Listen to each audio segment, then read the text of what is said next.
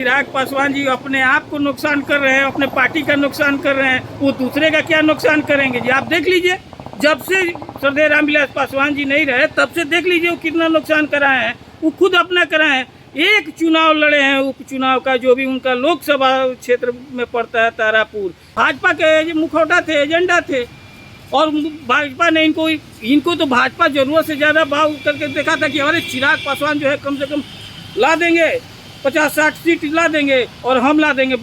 चिराग पासवान बेचारा एक सीट लाए, वो भी अपना बल पर जीता हुआ था, कैंडिडेट अपना बल पर जीता हुआ था मटिहानी से। और ये स्थिति ये देख लीजिए, उसको भी आप तोड़ लिए। उसको वो क्या करे इनके साथ रखे, बोला कि इनके साथ रहने से क्या फायदा है। तो वो स्थिति है, चूंकि वो क्षेत्र का विकास चाह रहा था। लेकिन हकीकत ये है कि चिराग पासवान जी को राजनीतिक सूझबूझ अगर रहता तो इस तरह का डिसीजन नहीं है। और नमस्कार, आप देख रहे हैं धाह न्यूज और मैं हूं अभिषेक मिश्रा। लोक जनशक्ति पार्टी रामविलास के राष्ट्रीय अध्यक्ष चिराग पासवान कह रहे हैं बिहार में 40 की 40 लोकसभा सीटें जीतेंगे। 2019 में कुछ कमियां रह गई थी, उन कमियों को 2024 में पूरा कर लेंगे। कमियों का मतलब है कि 2019 में 39 सीट ही एनडीए जीत पाई थी। हमारे साथ जेडीयू के नेता राजेश तिवारी साहब हैं। तिवारी साहब, क्या होगा लालू यादव नीतीश कुमार की दोस्ती का, क्या होगा उस तिलिस्म का जिसके बारे में ये कहा जाता है कि इन दोनों के साथ रहते बीजेपी के लिए मुश्किल है, एनडीए के लिए मुश्किल है। चिराग पासवान तो कह रहे हैं 2019 से भी ज़्यादा बेहतर परिणाम आएगा, सभी 40 सीट अपने कब्जे में कर लेंगे। देखिए, एक कहा जाता है पुत कपूत तो क्या धन संचय, पुत्र सपूत तो क्या धन संचय। श्रद्धेय रामविलास जी का बनाया हुआ पूरे राजनीतिक विरासत और पार्टी को झोपड़ी में तो आग लगाइए दिए, बंगला में आग लगाइए दिए, अब हेलीकॉप्टर पर चढ़ रहे हैं और हेलीकॉप्टर भी 2024 में क्रैश कर गया है। और अब इंजन तो खराब अभी चलिए रहा है, देख ही रहे हैं। कहाँ इंजन खराब चल रहा है, बीजेपी के साथ चले गए। बीजेपी के साथ जाल सहला रहे हैं। कौन बड़ा काम कर दिए हैं भाई। मोदी जी तो ट्रम्प से गले मिलते थे, तो क्या हुआ, ट्रम्प को तो जेल चल गए ना। ये स्थिति है। दिए क्या है ये देख लीजिए। आज तो रोज तो कपड़ा सिलवाया जा रहा था, रोज तैयारी हो रहा था।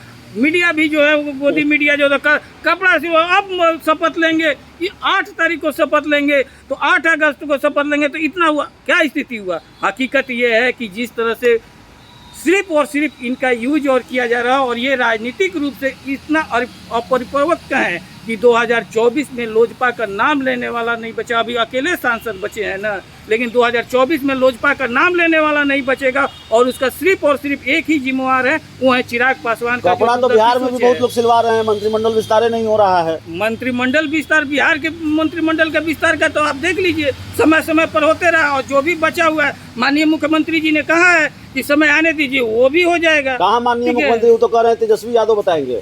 देखिए, ये राजनीतिक परिप्रेक्ष्य में होता है, जिस पार्टी का जो कोटा होता है उसके अनुसार से होता है। सब आपस में मिलजुल करके जो भी हमारे लगता नहीं चिराग पासवान साथ चले गए बीजेपी के तो बड़ा नुकसान हो जाएगा। कुछ तो बात होगी, तभी तो कह रहे हैं कि 40 में 40 सीट जीत जाएंगे हम। अरे चिराग पासवान जी अपने आप को नुकसान कर रहे हैं, अपने पार्टी का नुकसान कर रहे हैं, वो दूसरे का क्या नुकसान करेंगे जी। आप देख लीजिए, जब से श्रद्धेय रामविलास पासवान जी नहीं रहे तब से देख लीजिए वो कितना नुकसान कराए हैं।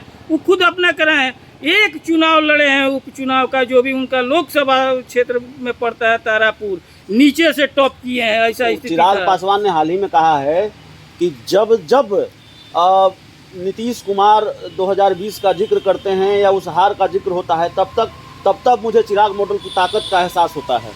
चिराग मॉडल क्या है, किसी से छुपा हुआ है। और चिराग मॉडल क्या है जी, चिराग मॉडल जो राजनीतिक आत्महत्या का मॉडल होता है। चिराग मॉडल कोई अच्छा मॉडल है, लोग कहना भी नहीं चाहता है। अब स्थिति ये हो गया है कि देखिए, जो सच्चाई ये है कि अब इनका जो स्थिति, वो तो भाजपा के मुखौटा थे, एजेंडा थे, और भाजपा ने इनको तो भाजपा जरूरत से ज़्यादा भाव करके देखा था कि हमारे चिराग पासवान जो है कम से कम ला देंगे 50-60 सीट ला देंगे और हम ला देंगे।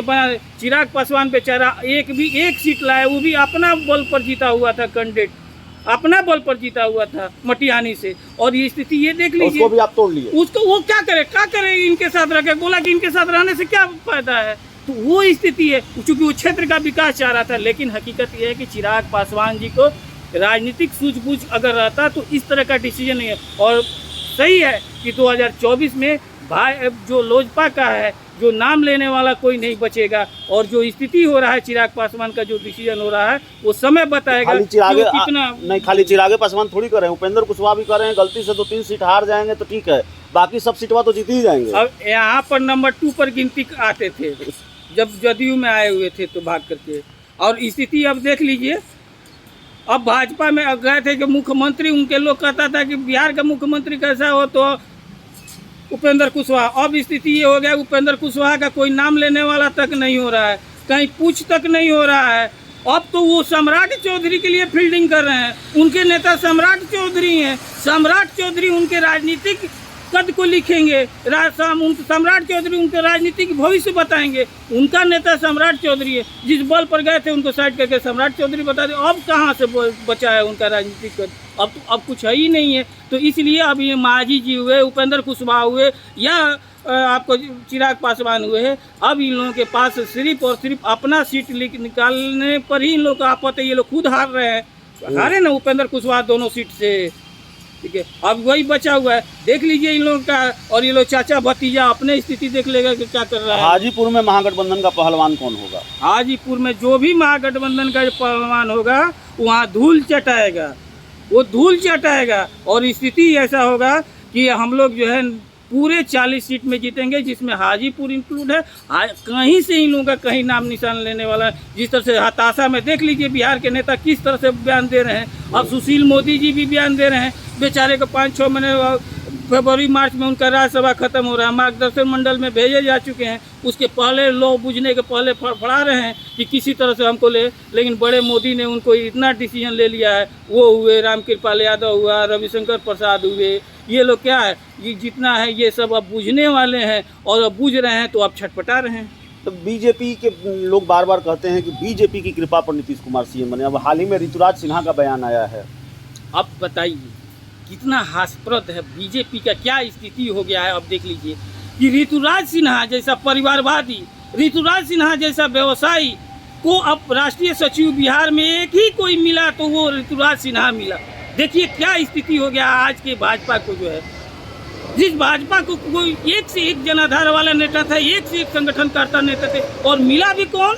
तो ऋतुराज सिन्हा, जिसके पास सिर्फ वंशवाद का अलावा, सिर्फ व्यवसाय के अलावा उसका कोई पहचान नहीं है। आप बता दीजिए अभिषेक जी, आप इतना दिन से राजनीति कर, कोई उसका संघर्ष में उसका योगदान रहा हो, कोई धरना प्रदर्शन में उनका योगदान रहा हो? आप इतना कवर करते कहीं देखे हैं धरना प्रदर्शन में? कोई जुलूस में देखे हैं? कोई विरोध में देखे हैं? नहीं देखे हैं। लेकिन आज वो बिहार का जो है जितने भाजपा का नेता हैं, जो अपने आप को जो है संगठन का कुशल संगठन करता, जनाधार वाला, उनका भाग्य लिखने वाला जो है कौन है? तो ऋतुराज सिन्हा। इससे बड़ा दुर्भाग्य क्या हो सकता है? चलिए, हमारे साथ राजेश तिवारी साहब थे। इस इंटरव्यू में इतना ही। बहुत बहुत धन्यवाद।